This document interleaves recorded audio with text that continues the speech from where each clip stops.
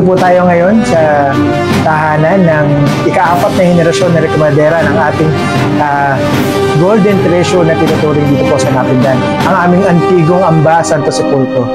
Ipaliliwanag ko lang sa inyo, ito po yung mga anghel na ginamit between 1902 to 1904. Ito po yung mga nakalagay sa karo. So, antigo na po itong 4 na anghel at ito po yung libro na may tupa sa ibabaw. Ito po yung nakalagay sa ibabaw ng karo po. Bali yung ikalawang karosa na pinagawa namin, bali itong 7 angels na to, ito na yung ginamit namin.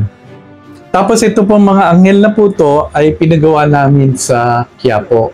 Bali itong 7 angels na to kasi po nabasa namin sa isang novena na kada isang angel meron isang araw. Para kung pinanganak ka na Lunes, ito yung guardian angel mo. Kaya nga 7 to, bali Lunes hanggang Linggo. Ito po si Saint Michael. Ito po si Saint Gabriel. Ito po si Saint Raphael. Ito po si Saint Uriel. Saint Sitiel. Ito po si Saint Judiel.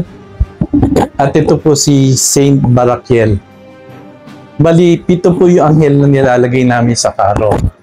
So, sa binabalak po namin, hindi namin malaman, papag-uusapan pa kung anong angels po, kung itong po mga antigo o itong 7 angels ang ilalagay po namin ngayon sa bagong karo. Ang intention po ng dokumentasyon na ito ay maipakita ang maganda at masayang ugnayan ng dalawang barangay ng Tipas at ang Napindan. Kami po mula po sa Barangay Napindan, sa pamumuno po ng inyong lingkod, Engineer Jerome San Pedro at ang buong council, at kasama po ang aming grupo, ang Ambassador Sobresaliente. Kami po ay nagpapasalamat lalong-lalo na po sa mga rekamadera na amin pong nakasama dito po sa dokumentasyon na ito. Ginoong Chito Kilatan Valderrama, Engineer Marcelo de la Paz Umali, Ma'am Yolanda Magsalin Umali, at Doktora Mary Grace Umali Santa Ana.